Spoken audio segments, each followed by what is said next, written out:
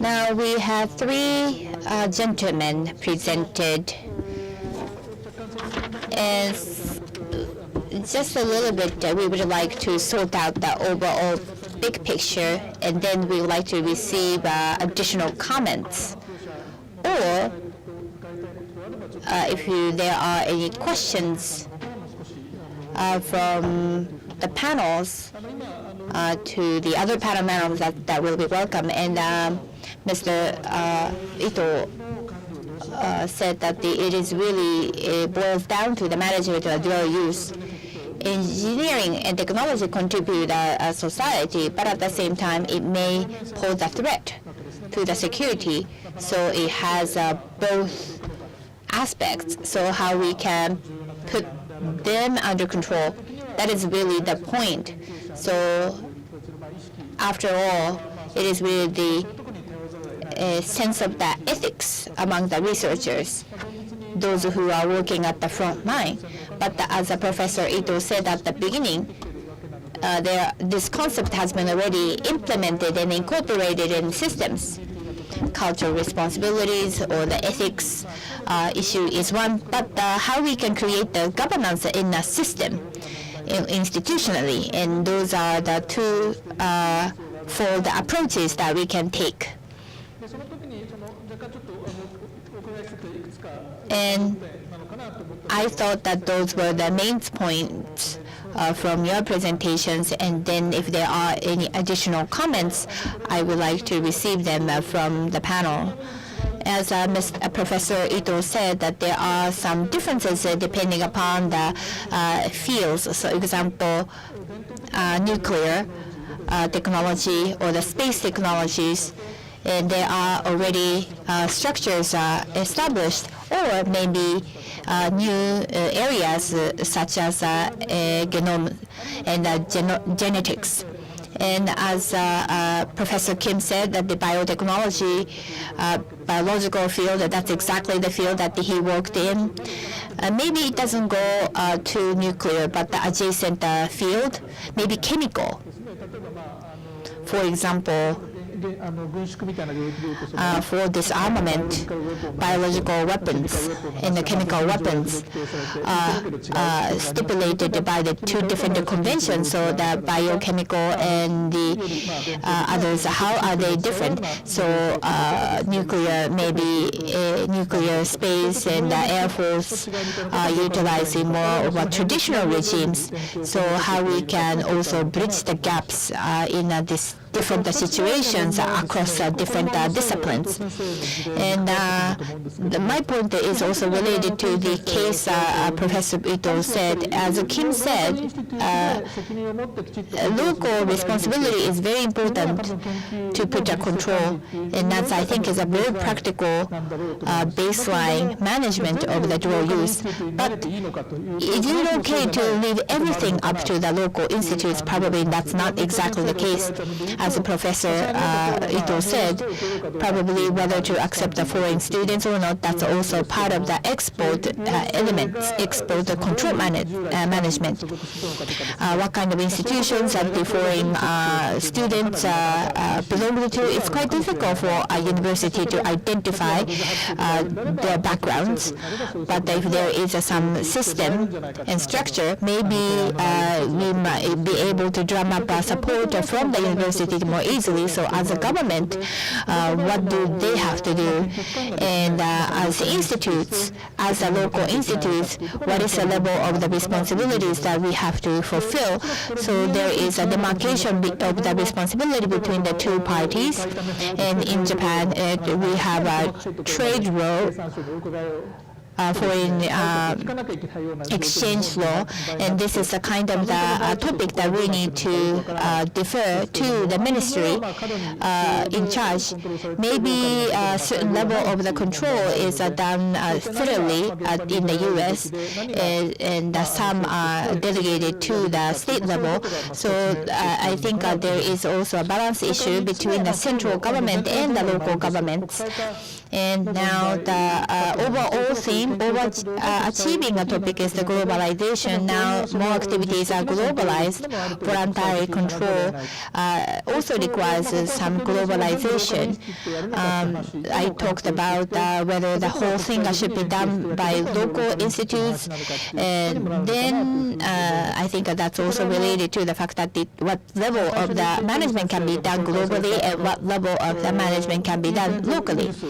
And the flu virus has been also mentioned.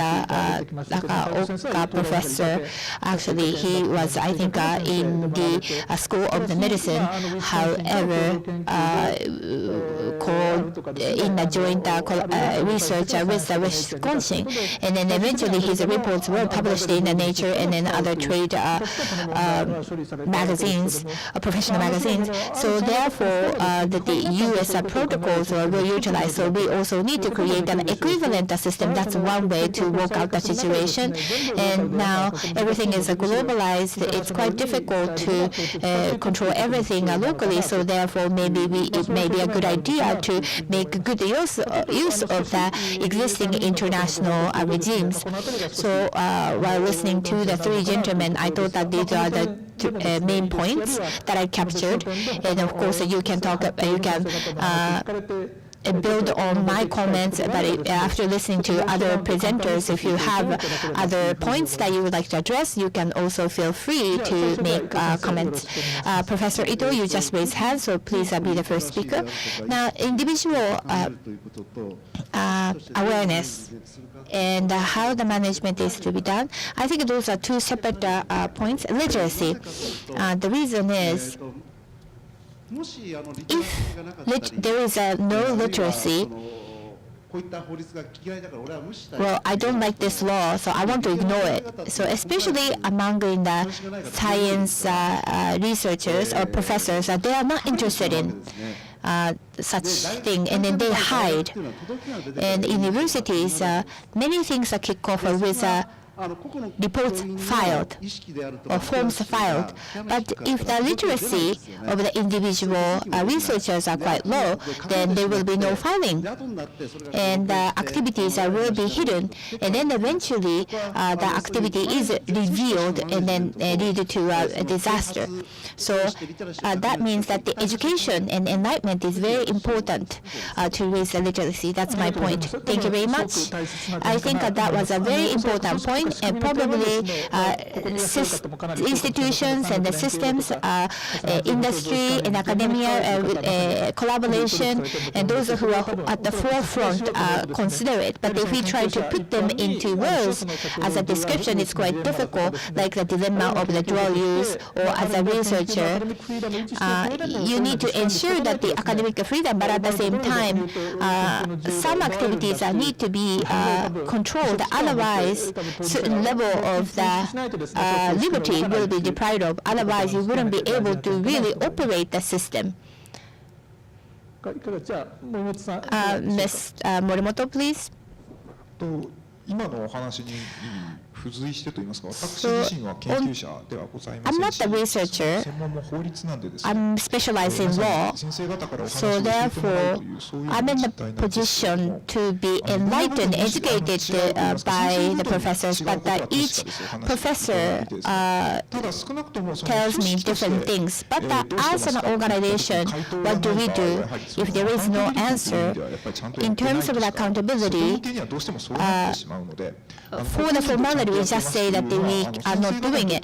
But even as the professional, it's quite risky to say that I'm not doing it. I'm not following the compliance. And the literacy, lack of literacy, actually, you are ignoring it because you are not inconvenienced by ignoring it. So I think you should create a system so that they will be inconvenienced. And this is an opinion from some professor in the literacy field. So what's easy to understand is that unless you do properly, you will not be able to get the funding. So it's actually outrageous act to ignore what's being stipulated, codified in the form of laws. So therefore, that's my comment. Thank you very much. And probably my interpretation is that not at the individual level, institutional level, compliance is very important. Even at the individual researchers level, they have to go through the proper procedures. Of course, there is no one single solution, panacea, but looking at the balance, you have to ensure and read the evidence so that you can prove that you have taken proper approaches. Yes, exactly, you are right. Hedging the risk is very important because you are controlled and then you don't like that. Anybody wouldn't like that. But you did proper steps, so they're unjustified. In a system, that's very true. Yes, I think this is exactly the topic that will be discussed in the afternoon associated with the misconduct. So as an organization, it's very important to oversight. And unlike the past, we really have to play that role. And now, Kim, would you state a comment? This is a great discussion. You've raised many important points. I'd just like to follow up by pointing out that life sciences are more difficult than some of the other areas like nuclear technology. To control nuclear technology, sometimes you can focus on a particular piece of equipment or perhaps on the radioactive material itself to control it. In the life sciences, this is very difficult.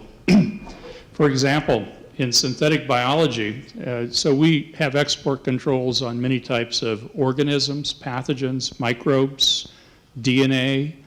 But now, with the age of information and genomics, if someone sequences the genome of a particular organism, a pathogen, it's quite possible to export that by the internet. And so this, in fact, is very difficult to control, and especially when it's related to basic research. So there's no one system that is going to solve all of our problems.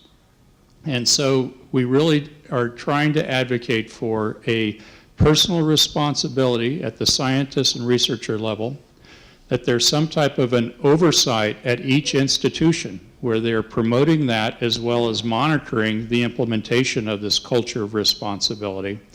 And then at the national and federal level, there can be enforcement via funding. In fact, in the United States, almost all regulations of research is done by controlling the funding, because the federal government is the source of most of the funding for researchers. Very few of the regulations are actually laws that are passed by the Congress or by the government. These are almost all regulatory by the agencies that are controlling funding. If you don't implement a system of reliability in your workers, we aren't going to give you any research funding. This is a very strong motivation for institutions and for individuals. Finally, then, we have to have a system that's international and goes beyond governments. There is no easy solution to the global engagement except for that scientists can do this, governments can do this, and try to promote standards where we're all kind of following the same rules. So on the international level, maybe one of the most difficult tasks ahead of us to try to get standards. When we've done outreach to developed countries like Japan or to Europe, the United States, people look at us and they understand what dual research is and what the problems are. When we go to the developing world, they say, we're worried about Ebola. We aren't worried about dual use research or export controls. We're just trying to feed our people. So there is definitely a first world, third world gap in these issues as well, and yet we have to engage everyone on a global basis to make this work. So we'd like to open up the floor for questions. Can you pass out the microphone? Thank you very much. I am. Do I need to state my name? Is it okay if I don't? No, please, if it's okay. My name is Hoshino. A very meaningful discussion I observed, so thank you very much for that. While listening, standards 各国がそれぞれ基準というのを持っているわけです。で、and I'm sorry, I will be speaking from now on in Japanese. In the case of Japan, those are standards. Like who decides that standards? Where do we have that law? So standards or regulations. So who decides what violates the law? So if you know that the total body who decides that, so I think Mr. Morimoto will be the perfect person. Actually, in terms of the law, there is a foreign exchange and trade law. But as for the details, we have ordinances. And so we have sub-ordinances which actually decides. And who makes that decision? Who makes those rules? We have the division of the responsibilities. Well, it's a diet who deliberates them and actual specifics. As for the international harmonization was mentioned by Paul, and actually among the advanced countries, the same level of the control has been established in COCOM, which existed in the past, but that's no longer there. But there are subsequent international frameworks for discussion. So whatever discussed and determined there are applied. And in the case of the Japan, foreign exchange trade law, and then also the subsequent ordinances. And of course, as for the actual laws, diet decides it. And as for the regulations and international laws, will there be some linkage? So is there a connection between the national laws and the international standards? Well, I said that the international discussion framework exists. So this needs to be controlled, or maybe this may be controlled under permission. It may be utilized for the nuclear bombs, and that's called the NSG Nuclear Suppliers Group. So there are respective bodies, but they're not the international conventions. So therefore, you will not be held liable for the international obligations. So it's voluntarily left to each country. So could you be brief about your question? What's your question? So I will be brief. My name is Takeuchi. I have a question to Kaim, Paul. Drug use dilemma was mentioned earlier, and the results of the research are to be checked. So to check the use of the research results, universities or the institutes and the governments and the industries. So these are three worlds respectively need to have functions of checking.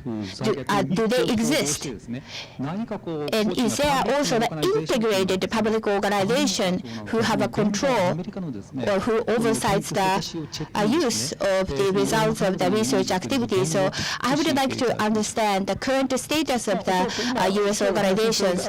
Well, I think advisory board that he founded plays that role. So academia, industry, in the economy. So what kind of people need to be assigned in academia? Of course, self-checking cannot be done on your own. So societies need to play a role, and then some people, some researchers, experts in other industries may have to play. Peer review of research, and that's of course a very academic function. And in government, the government also is open, so the documents that are in government are almost always open and can be reviewed, and so publication would be the best way. The gap in this whole process is industry. Private industry, of course, frequently relies upon secrecy, and they're also not controlled very well by funding sources. So academic researchers and, of course, government researchers will respond to the threat or the promise of funding. But in the United States, at least, private industry does not have the same responsiveness to regulations if they don't have some tie there. So research at a basic research at a private institution that involved dual-use research would have to be voluntary for the most part right now in the United States. それは強制的に何かして So that means that the forceful checking, so there is no legal obligation so that individuals have to go through that checking, and they're not disclosing. That's because of the patent, because of the existence of the patent. Sometimes there is an obligation. So there are laws for certain things, the way you use animals and the way you use human subjects in clinical trials. Some of these have been codified in the legal system, but much of it has not been. Most companies in the United States, in an ethical and responsible way, are responsive, though, to standards involving, human subjects, for example, and for the use of animals, and also now for dual-use research of concern. And this has been something that we've established through education. Education. Thank you very much. はい、すみません、よろしいですか。May I? もう一方ぐらい。Just one more person.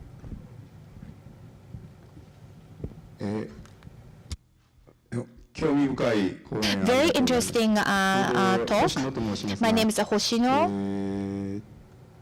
このセキュリティに関してですね Now, regarding the security, there are 生物なり advanced いろんなバイオとか species いうことがどんどんこう or やっていった進歩していったとき there will be some evolution of the 国 species. として As a それ country から大学として and as a 研究室として university, as a research institute, 本当にそれをis it コン really トロールする上位の組織こういう仕組み possible to ど create うやって an 報告してどうなっている organization who can supervise such 大変 activities? 懸念を持つんですね I have そ a の辺はい great かがでございますか concern about creating an umbrella supervision of. So what you're trying to ask is that we talked about the local management, right? Local oversight, それが but きちっと機能してるかどうかっていうのを how 例えば can 場合によ we っては国だとか verify 国際 the 社会で一体どうやって functionality of the local oversight? Will it be done by federally? Is that the point of the question? So does anyone have anything to say? はいじゃあ伊藤先生 Okay, Professor Ito first. 例えばこれはもう知ってる方にとっては常識的 So な話だと for 思うんです those who understand this, finds it the norm, ものであればそれは genetically modified ones legally 定められています control 性ですね is required, 物質に関しても or chemicals, chemical substances have been already regulated by law. Even the research institutes under universities have to comply with the legal requirements. So chemical substances or use of the biological entities, all the university offices have to abide by the rules. So it's just the なんていうか awareness or the mindset. 例えばそれがですねどっか、そこに研究室に If a research 入り込んでた、office 本当はスパイなんだけど has それ a が spy, a hidden spy, and then he or she puts that それが今度世界の substance こんな犯罪に使われるいうようなことは on ない his body and then takes it out from the research activities. Of course, there are so many scenarios that we can simulate. But given the discussion we had so far, as Mr. Morimoto and Professor Ito said, there is a legal framework. And what I'm saying is that, for example, when we are accepting the foreign students, we have a system to verify. And if some goods and facilities are to be utilized, because of course they are under あらゆる規制 control. を 100% インプリメンテーションできるかっていうと、 Any まあいろんなことあり得る cannot be implemented and enforced 100%. できてる世界 But a certain level of the enforcement has been already controlled. And as Professor Kim said, life science is quite difficult, unlike other fields. So there is a level of ease in the discipline. So nuclear is difficult, but some others are difficult because it's really up to the individual, like a genome sequence information. What is the level of the information can we manage? That's quite difficult. And even in terms of the regulation, it's quite challenging. So as Kim pointed out, Professor Kim pointed out, it's a balance issue. So can we stop it? But actually, conducting the research activities also entails social benefits. So we can't really stop the research activities altogether. So what do we have to do? That is exactly the dilemma. And then given that they are trying to be engineers. Paul Kim, Professor Paul Kim, do you have anything to comment? Additional comments? Not much. Very well stated. It's important that we don't get into a trap of fantastic scenarios. There are always ways to scare ourselves. And especially as professional academics and as scientists, it's important that we don't do that to our citizens, because sometimes they will react in a very negative fashion and it will hurt themselves and hurt the scientific endeavor. So we need to be realistic and take care and help develop confidence that scientists are actually trying to do good, because scientists almost always are trying to do good. ありがとうございます。Thank you so much. 講演の中でもおっしゃっていただいたように、Even is, I think at this point that he also pointed out in his presentation, scientists have to respond in a realistic fashion, and if an excessive reaction is conducted by the scientists, then that may unnecessarily scare the public. So we went over the time by 7 to 8 minutes, so I would like to now close the second question. All the panelists, thank you very much, and those who asked the questions, thank you very much for your active participation. Thank you.